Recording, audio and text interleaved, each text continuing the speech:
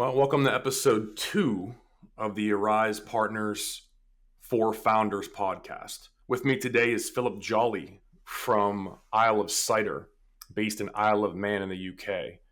And while he sells all over the UK, the brand is specific and the story is specific to the Isle of Man. I will let Phillip tell you more about it. And with no further ado, here's Phillip Jolley with Isle of Cider. Hi and welcome, and thank you for having me. So Isle of Cider now, we're in about our 5th year of trading as Isle of Cider from complete ground up, bootstrapping from startup really. I originally came from Herefordshire, Worcestershire way in the UK, which is basically cider central. Of where cider's made. It's where you'll find the big Bulmers factory and all the main cider apple fruit growers in that area as well as some hops as well. So that goes into quite some other beers, but mainly on the cider front. I grew up in a black and white cottage, 16th century, with a cider mill in the barn, and we had specific Bulmers variety cider apple trees in the garden. It was me and my dad and my mum and my 2 sisters, and we used to make cider there for a couple of 3 years. And then basically, I'll fast forward. I moved over to the Isle of Man in late 2015, and to work at the local brewery there in the accounts department, and stayed there for about 3 years, and then had enough time there to actually see and discover what the island was all about and what the sort of the vibe was and what was kind of missing if I wanted to go in to do my own business. And lo and behold, it's kind of like the stars aligned, and is actually saw that there wasn't actually that much going on with real 100% juice cider. So I decided to set up Isle of Cider. It started out initially as me sourcing other people's cider brands from the UK and from my local area, to basically introduce it to the Isle of Man, to get basically sort of trial it first and get a customer base going. And did that for about sort of a year or two, and then it got to a point where every other question was, when are you going to do your own cider? When you should bring out your own brand? And because they liked the name Isle of Cider, and it was basically that the name was sort of born out of I wouldn't say joke, but basically we started out with a different name, and I'll come on to the what you were asking before. But basically, we started out with a different name, and then there was a few issues with that name. So then we thought, I sort of threw my hands up in the air. What am I going to call it? I love cider, Isle of Cider. So that's where we got Isle of Cider from. So whenever you say the name, it just says I love cider, which is great. So that's where we came from there. So an inside joke amongst the dare to start your own brand, amongst the location of it, which is Isle of Man versus Isle of Cider. All of that combination led to the formation of the brand. Yeah, basically, yeah. It was a fairly serendipitous, really. It's very rarely do I run into a business that has. Yeah. Well, very rarely do I run into a business that has 4 reasons the name exists. You know, I think the ARIISE name was born out of necessity. We tried to buy ARIISE, ARISE, and it was going to be $280,000 to buy the .com and the trademark. Right. And I added a second I to it, and it cost us $2,750 to buy the .com and the trademark. Yeah. And that was it. Yeah, absolutely. And now we have 5 sub brands, but that's amazing. It's just it's not as unique of a story as yours. Like the literal I love cider, cider is fantastic. Yeah, I think there's more to be talked about. So let's go a little bit further ahead. So your journey started as a dare, but you had a background in cider. You had a background, family access to that style of business. Yeah. So now you've been there for 9. How long has Isle of Cider existed? Has it been 5, 6 at this point, you said? Yeah, so 29, it was, it would have been sort of early 2019, basically, Isle of Cider, basically. So you're coming up on your 6-year anniversary, and something like that. Yeah. If I were to ask, what was the biggest challenge of getting started? Was it cost of production? Was it, what was the biggest hindrance to the growth? Being the new kid on the block, basically, and so you could have the best product in the world, but basically with it being a small island, there's only 85,000 people on the island, and so the population of the island is smaller than my hometown, and my hometown is a county town in the UK, and whilst there are lots and lots and lots of pubs, there are something in the region of 200 licensed premises on the Isle of Man, including, if you include all the pubs, all the restaurants and all the bars and all the off licenses.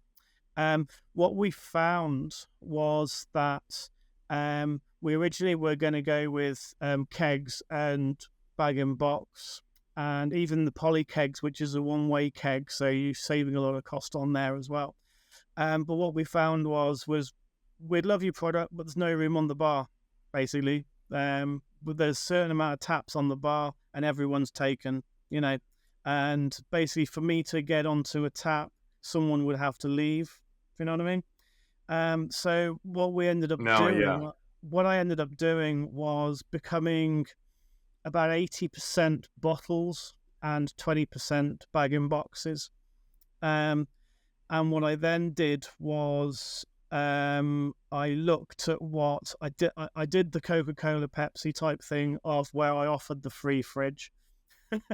So that basically, yeah. So I went down my local hardware store. It's called B&Q in the Isle of Man, and basically went and bought. They had these bottle fridges. They just have to have these bottle fridges on offer. And I said, how many have you got? And they said, well, we've only got I think it was about 12 in stock. And the guy that was selling them on the shop floor really, really wanted one for himself. So I said, right, I'll take 11 then. So I took all of them and basically put them into all the pubs and bars that would have them. Designed a big sort of A2, I think, or A1 sticker graphic that went on the side and the logo on the front of the fridge. And yeah, basically we put the fridges in and I said, right, you can have a free fridge as long as you put our product in it, basically. And that's how we gained market share. So yeah, it was quite bold. So basically 10 to 12 little mini fridges with a sticker on it and your product inside of it is how it all started. Pretty much, yeah. So that's fantastic.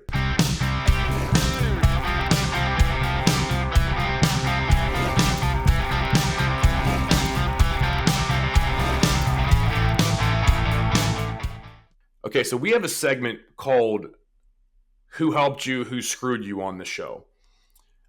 It could be a person, it could be a business, it could be a government body. We all have a story as founders. So what was the big moment of help that you received on the journey from being dared to start the brand and come up with a funny name and the fridges, handing them out with your product in it? Where was your biggest help in that first year, and where did it come from? I'd have to say the Isle of Man government Department for Enterprise. I started out. They had something called the micro business startup scheme, where even if you could be like fairly experienced in business, or you could know nothing at all. But basically, they would take you from day one, and then you'd have a 2-week course that was completely free of charge, and then you'd at the end of that, as long as your business your business model stacked up, and you had a business plan, then you'd be given a free business mentor by some quite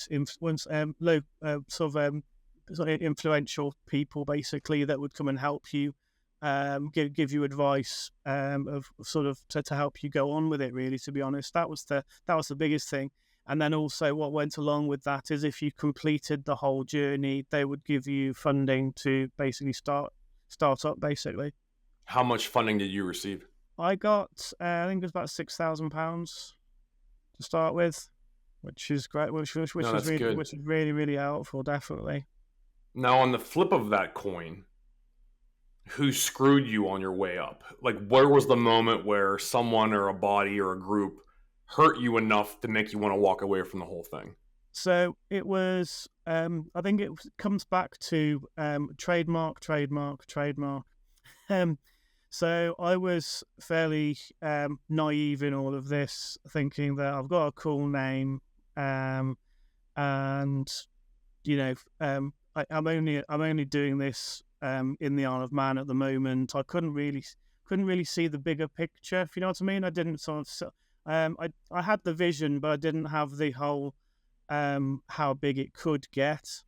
And what happened was, as soon as I got big enough to be noticed, even though I'd done nothing wrong whatsoever, I was slapped with a potential cease and desist by one of the major cider brands, which I won't say who it was, but it was one of the major cider brands who basically they have, I'm guessing they have like bots that search the internet for any kind of potential trademark infringement, even if there isn't one there, then they'd basically come after you. And it very, very nearly finished us off, to be honest. But we took some great advice and changed. This was before it was called Isle of Cider. It was called something else before then.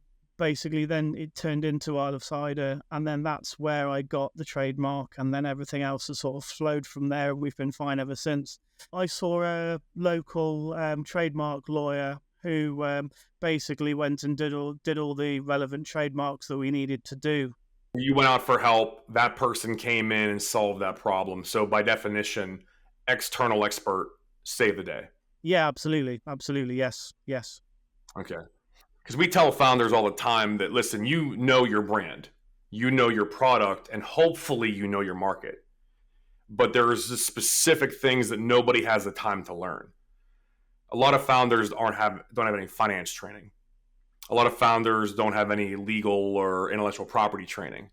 So there are times, would you agree that there are times where the outside vendor is vital to the growth of the company, or at least the protection of the company? Absolutely, yes.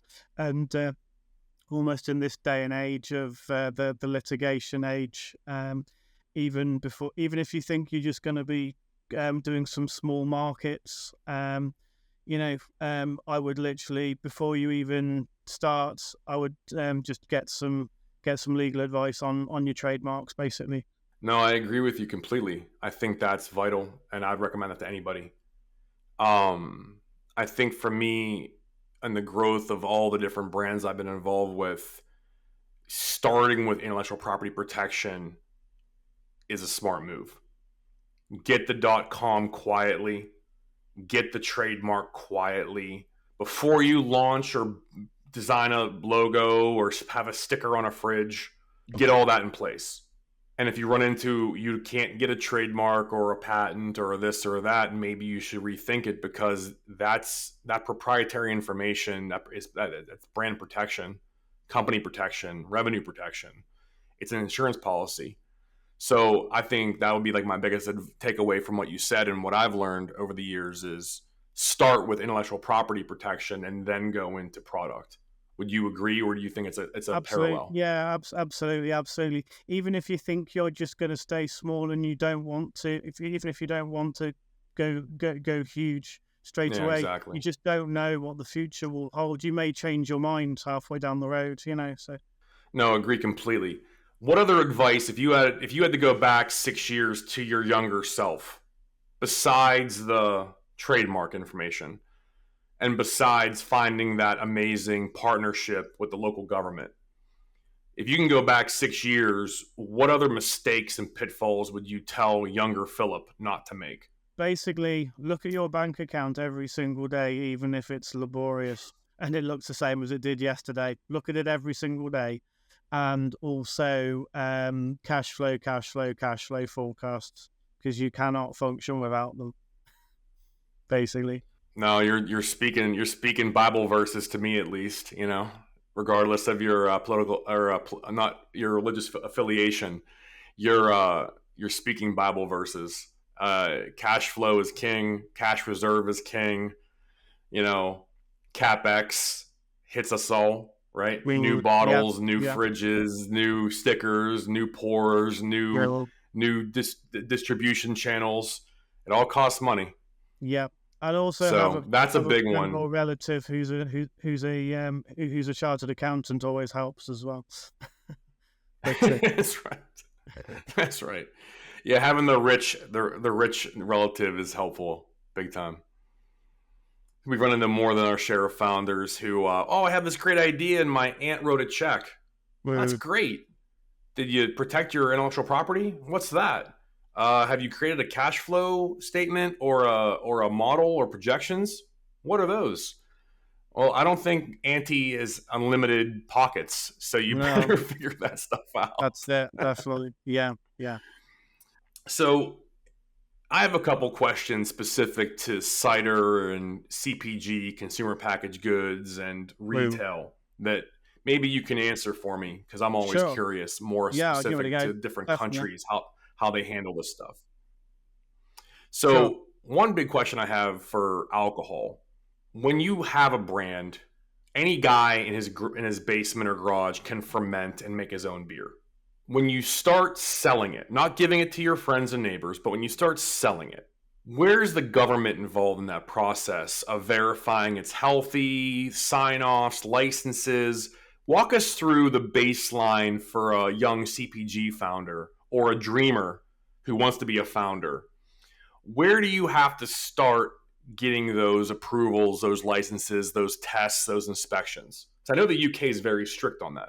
Yeah, it is. There's something called the Alcohol Wholesalers Registration Scheme, which is compulsory. It's legally compulsory, and if you haven't got it, you actually can't buy a lot of products that you need to be able to perform anyway. Plus, you can go to jail over it if you don't do it. So, you have to register with. You can do it online. In the Isle of Man, it's slightly different. We're quite old school. You've got to go to the office and speak to a human being rather than do it online. But it's pretty much we're part and parcel of the same system. So once you've got your AWRS application is basically a bit like going for a bank loan. You've got to do a business plan, and you've got to within the Isle of Man anyway, because we're such a small island.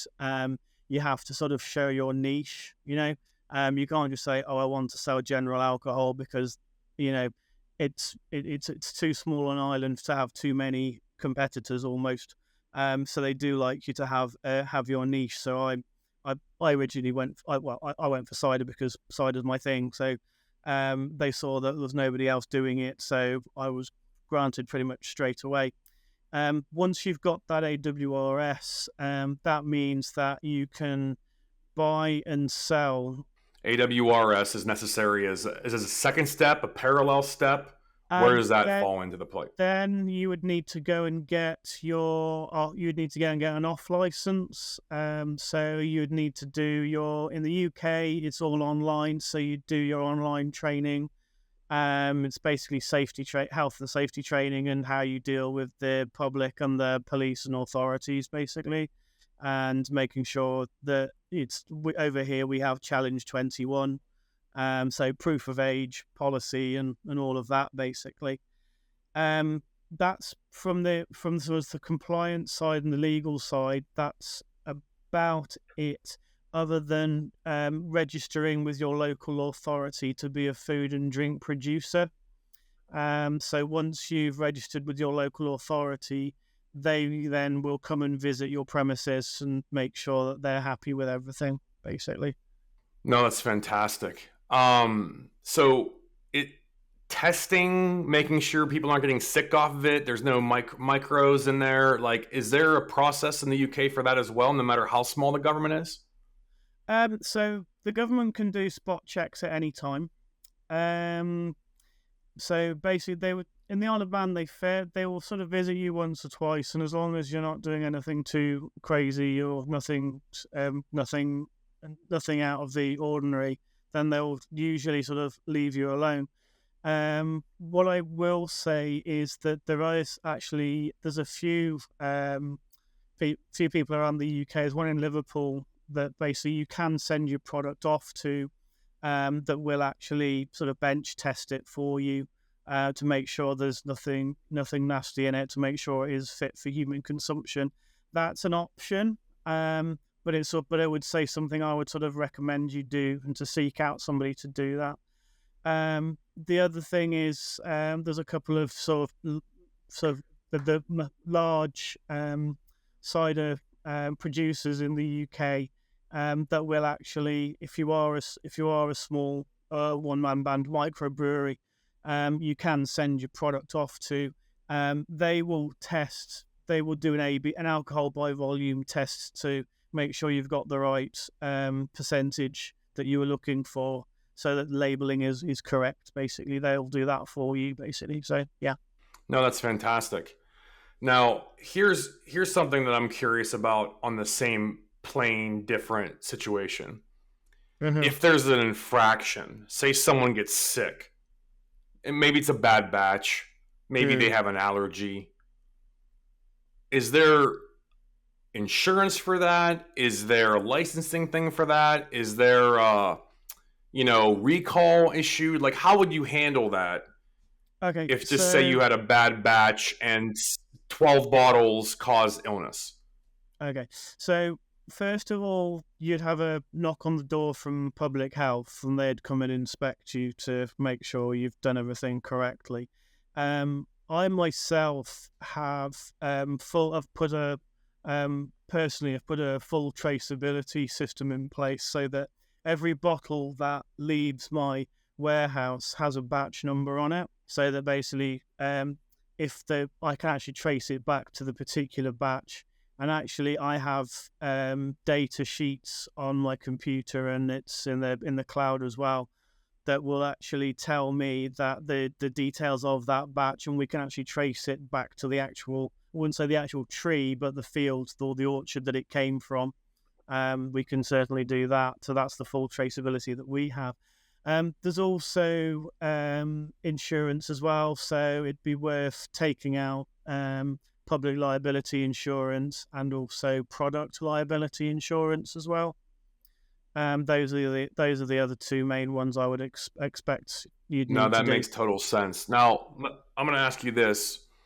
You guys compete at tastings, correct? That's right, yes. How big of an impact is it to bottom line sales if you win one of those? Very much so, I would say. So we have in the UK there's a voluntary body called the Campaign for Real Ale, and I know it sounds all beer, but they also include cider under that title as well. And they are very, very strong. I think they've got something like a membership of about 50,000 people in the UK. That's sort of quite, for that sort of that area, that's quite strong, really. They're strong enough to actually lobby government. So they lobby government to keep duty in its place, and keeping the pubs open and helping the pubs, especially during sort of the COVID years as well. They were very sort of interested in helping all that basically as well. But yeah, CAMRA, they have festivals all over the UK, and we have a branch of CAMRA in the Isle of Man as well. And we have a beer and cider festival every year. It's usually around Easter weekend. And so basically the whole island comes to that. And there's lots and lots of different ciders and lots of different beers to taste. And you can actually, there's a public vote, and at the end of it, they count up the votes, and whoever's got the most wins the beer of the festival and or cider of the festival.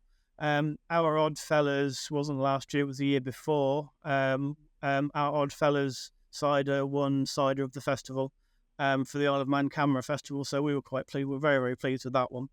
There's lots of others as well. So your Oddfellows, if I could pause you 1 second, the Oddfellows won. Yeah. What was sales like before you Oddfellows won, and what was it like after? It was much better, much better. It was sort of it's all about the publicity as well, to be honest. I don't have sort of sales figures off the top of my head, but all I can say is that there was a marked increase, and we did get a good few extra accounts out of it who have basically continued to buy week in, week out. So there's still lots of data to be sort of to have any kind of final figures, but it certainly does make a difference. And there's lots of national ones as well. You can go for like as well. Off the top of my head, I can't remember the names of them, but yeah, but they're it's like sort of best business and stuff like that. But yeah, it's certainly worth doing, definitely. When you first started versus now, have you developed into the sales guy, the leader, the founder, the CEO, the chief mixologist? Are you the sales guy, or do you have a sales team? I'm pretty much everything except for the chartered accountant. So yeah, so I wear many hats. I'm So if I owned reduced. a pub in Yorkshire, eventually Philip would come across my threshold with a case of beer or Pretty much, ale or Oddfellows or yeah. cider and say, At the I'm moment, the yes, founder of this brand. Try yeah, this. yeah, absolutely, yeah. That's exactly what happens right now. Definitely, yes. And I do have help Yeah. during the last summer during the Isle of Man TT races. There's a big beer tent, and we got invited, which is quite prestigious to actually get an invite in the first place. We managed to get an invite to have our own bar in there. And that was insane. That was full bore, 12 hours a day for 10 days straight. So at that point, I did hire some people in to help out, and I got two lovely ladies of senior years who knew their stuff and didn't take any nonsense. So it was fantastic. So. The big question I have is when you go into that room, you go into that bar, you go into that restaurant. What's your pitch? What's your one sentence, grab your attention moment in those situations? Kind of just being me. I know that sounds daft, but I do come from a sales background. So I'm going to age myself now. I'm like 45 years old now, but in my sort of youthful 20s, I cut my teeth on doing street charity fundraising, and basically having all the public. It was proper raw. It was proper like. There is, as a salesperson now, there is literally nothing that anybody can say to my face that is going to literally offend me or make me cry, basically. I've pretty much seen it, done it, got the t-shirt. But it's made me, what it does, it's a school of hard knocks, I would say, and has made me just resilient. And at the end of the day, people see through a facade. So you just got to be a genuine person and just know your product and love your product at the end of the day. And, just sort of win hearts and minds, I guess. But yeah. Well, I believe it or not, my first company, I was 10 years old, and it was actually a beverage idea. Right. And my first company, my father was a shift worker, steel worker in Pennsylvania. Okay. And the shifts are 7 a.m. to 3 p.m., 3 to 11, and then 11 to 7. So 24 hours a day when those factories are churning, guys are there. And I was a school kid, so I was home at 2:30. And so basically, my first idea was I'm going to have a lemonade stand at the bus stop / like, they were like pickup lots outside the mills. Yeah. So I was going to go at the lots, the pickup lots, with my little stand, and my mom signed off on it and whatever. And she's like, whatever your dad doesn't know won't hurt him, kind of family. So I was out there hustling, and I wasn't selling a whole lot. Guys would grab it for $1, drink it, move on. Sometimes they'd make fun of me, sometimes whatever. This is like literally 10 years old, cutting my teeth, kind of like you did. And what I learned was my dad had a gallon bottle of Vladimir vodka in his home cabinet, which I quickly learned from my mother's screwdrivers was more important than the lemonade itself. Right. So I started charging $5 for the good stuff. Yeah. And I changed my sign, and I went back out, and all of a sudden I had a line around the block. Right. at 10 years old, and I came home with this big wad of money and didn't understand enough to know how to lie about it. And I got a nice beating from my dad, Yeah. As I was cutting the vodka back with water. And the next day I come home from school and he's home from work and I get my beating, but he had 2-gallon Vladimir vodkas on the table and said, "These cost me $15. I'm charging you 40. Get back to work and go make money." Yeah. So my first lessons of business came from that event. Bro. So I've never touched CPG or alcohol since, but that was my first business. Fantastic. So cutting your teeth, walking into these places, getting told no, getting shit on, maybe even getting made fun of, even at this age, 45. Yeah. You're numb to it now, yeah? Pretty much, yeah. But you know what? I mean, the island as a whole has been really, really welcoming, to be honest. There's always you always find the little cliques where there's always the little sort of the locality, the idiosyncrasies where if you're in one bar, you definitely won't be in the other, and it literally is. It's nothing to do with you. It's basically there's been some really old school beef between these two pubs that you weren't involved in, but you went to the right one at the time. Now, what's the pitch? What's the one-liner you start with? "Hi, I'm Philip. I'm the founder," or is it more advanced than that? Now I've pretty much covered everywhere in the Isle of Man, sort of, so I'm really well known now. But to start off with, it literally was, "Yeah, hi, I'm Phil. I've started this cider company. We're bringing in, at the time it was bringing in cider from the UK. It's really nice stuff. It was pushing the 100% juice thing. So gonna slight digress. Basically, mainstream cider that you can buy in the supermarkets, about 99% of it is made from a concentrate, not from the pure apple juice. So everything that I've made, everything that I've sold ever of cider has been 100% juice cider and not from concentrate. And that was the big key selling point, really, to be honest. And yes, I couldn't compete on price with the big boys, but we differentiated to say, look, there's less margin, but it's a tastier beverage. You're probably going to it's something different. You don't want to look like the same as the local brewery that has the same drink in every single pub on the island and exactly the same food. People want different stuff. They want they want the uniqueness, and people gave me a go, and punters loved it, so, and that kind of rest was history. No, really. absolutely. And my question is this: are you still 100% juice? Yes, and I don't think I'll ever change. And you've caught up on price now because of your increasing volume of sales.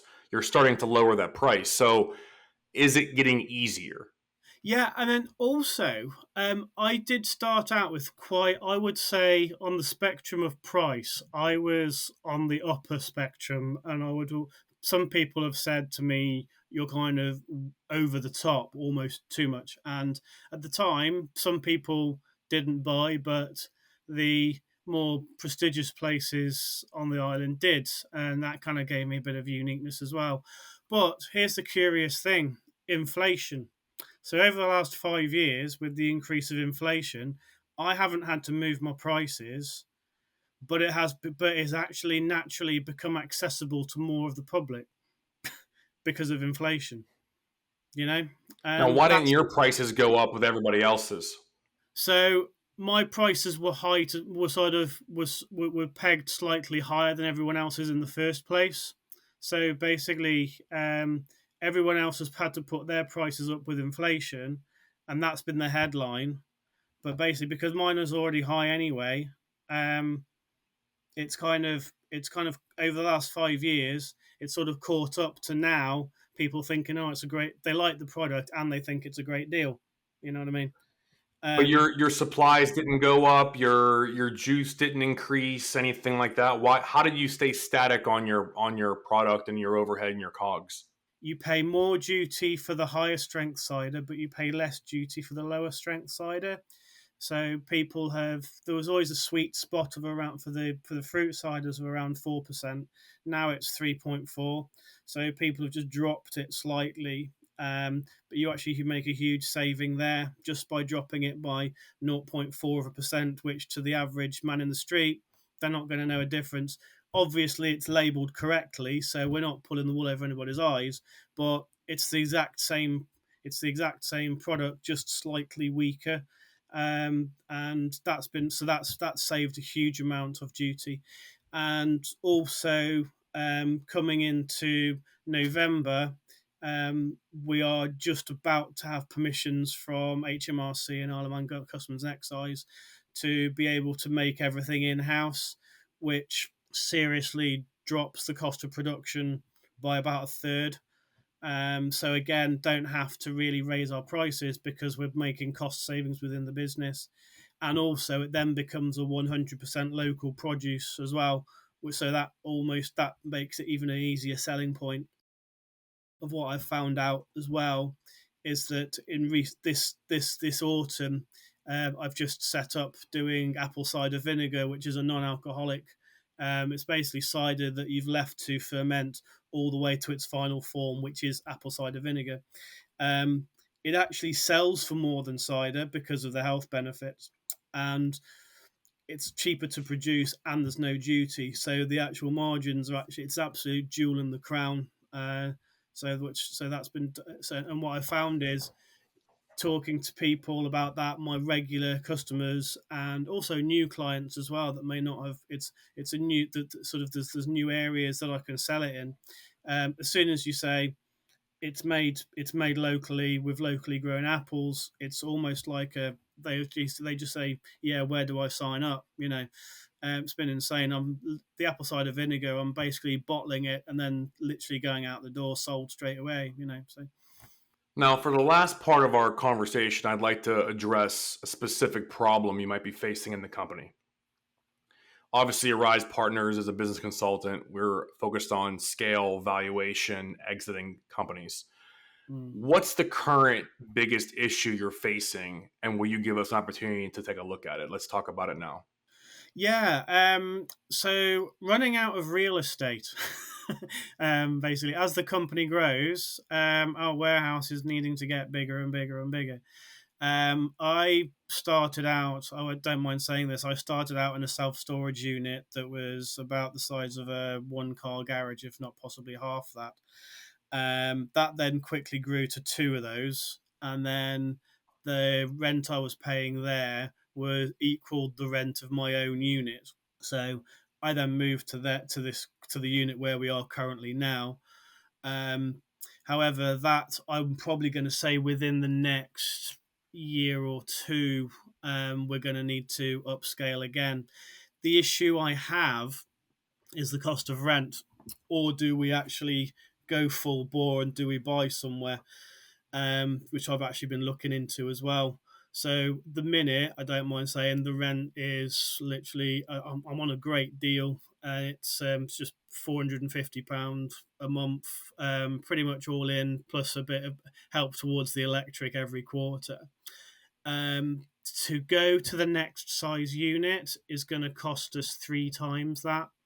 And I honestly, that is the biggest thing, is actually scaling. It's not actually getting the product or distributing it or finding the customers. It's actually finding the right premises and actually being able to finding the cash flow for the business to be able to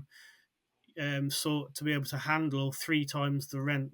Basically. Well, this is where debt and equity sell-off come in, right? Raising external capital, raising external debt, and going and getting it done on a mortgage on the size that you can grow into over the next 5 years or 6 years. Yeah, that's right? it.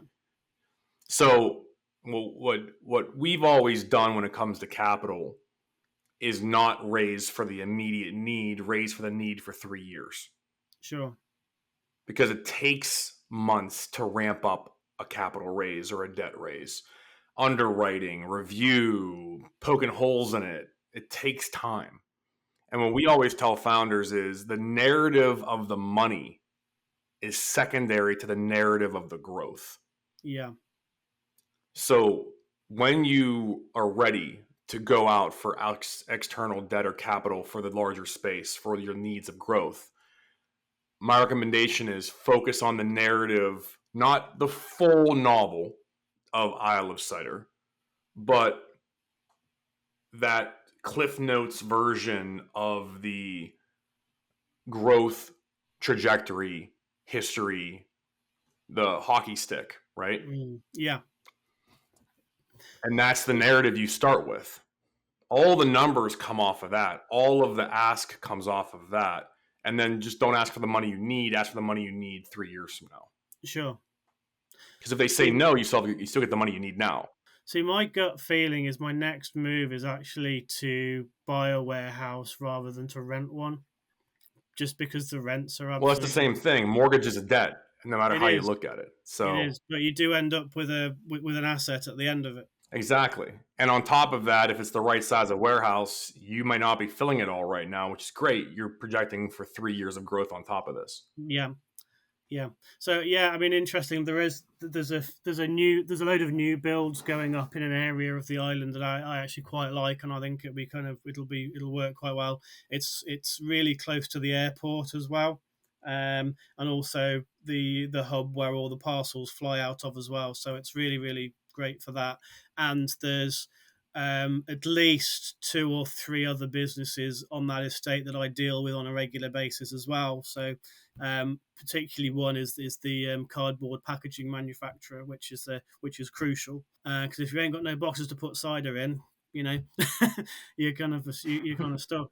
But no, I was actually surprised. I actually did it as an exercise. When you always think that it's going to be it's a bridge too far. How am I ever going to possibly do this?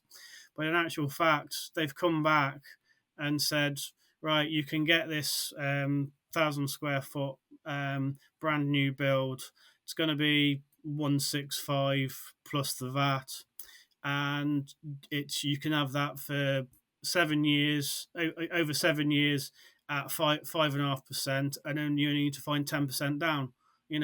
So actually, it was actually the deposit is actually the most tricky part, to be fair. And actually, I always thought, and that's what the ultimate goal is.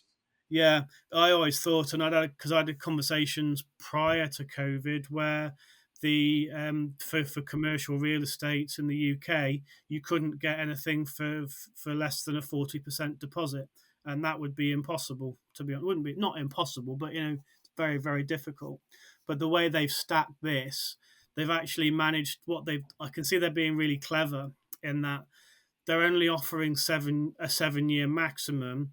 So that actually stops all the prospect to buy to letters buying them, because the amount you can rent them out for is a lot less than what the monthly payment's going to be. So what they've done is they've made it so that only true businesses who are going to use them for what they want to be used for can actually get hold of them. And I think it's actually quite inspired and quite clever, actually, to be honest. No, it's a good idea. Now, I've also seen, and we've also recommended over the years, getting much more space than you need, parceling it out, and making sure the bank underwriting knows that when you buy this building at 10% down or whatever percent of interest, you're getting a cash flow every month from a 4-year lease or a 10-year lease from the other half of the warehouse. You're renting it out to someone. Yeah. You're cash flowing that into the debt. And then when you need that space, you cancel the lease, give them a buyout, and get them out of the space. So you could actually then, in theory, then buy 2 next door to each other. Exactly, or even quad. And if you can afford the down, you're buying your expansion space, but you're also becoming a landlord and you have a separate LLC under the holdings, but it's a cash flowing LLC. It's a cash flowing asset, and the bank will give you better terms on that initial warehouse space. Yeah.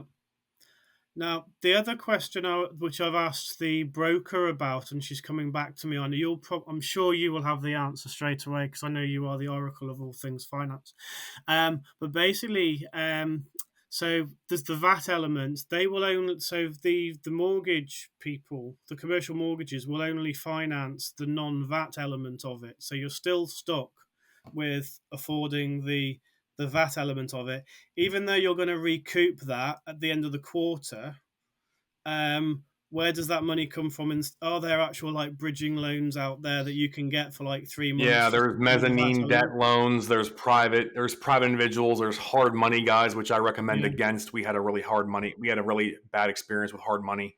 yeah, There's private individuals, there's a family office or a wealthy office that is looking for like a quick 10% bump in their cash. yeah, They're all bridge loans, basically. yeah, They're all different yeah. forms of bridge loans. But when we're off camera, I can walk you through different Sure. ways those are structured. I don't Yeah, want to bore absolutely. the listeners with all those, Yeah, yeah, but absolutely. Yeah, you yeah, basically have mezzanine debt, bridge debt, you have hard money debt, you've got credit, rolling credit, you've got credit lines, you've got all kinds of mechanisms that exist. And they all have fancy names, but it's all a different way of saying we're going to charge you more interest. yeah, absolutely. But Yep. that temporary small patch of money that's going to be returned, if you can afford to throw a 5 or a 10%, basically you're levering up. Yeah, And for those who are listening, the levering up strategy is this. You're not paying the loan off or the deposit.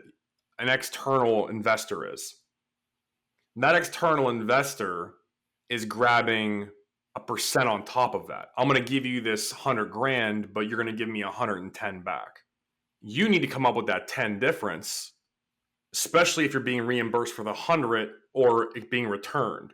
So really you're leveraging up because you only need 10% of the 10% of the total number. sure. That's how these guys pull off these real estate deals. Nobody has $1 million in cash in their account right now, and if they do, they're not a good investor. That No, money's working in yeah, some level and it's not liquid. So my recommendation is, I mean, like I said, we'll go into detail off camera, but there's 17 mechanisms out there to fix this problem. It's really just a matter of the risk threshold for the lender and your pain threshold for the interest payback. because I originally thought, I mean, I'm naive to this, but I thought the mortgage would lend you you'd put your 10% in, and the mortgage would lend you the full amount, including the VAT, right? So then you'd be paying down that, but then you could actually claim that back. And actually, I was hoping that I could use that as cash flow pin money to go and make some more money, if you know what I mean. But it doesn't work like that. No, No. I don't. I think the VAT money is seen as a separate silo. Yeah, yeah, I think so. Yeah. So I got to wrap the episode up. So the last thing Sure. I'm going to say again is, as an outro, Phillip Jolley with Isle of Cider, 6 years in, growing rapidly, needing more space, need more money.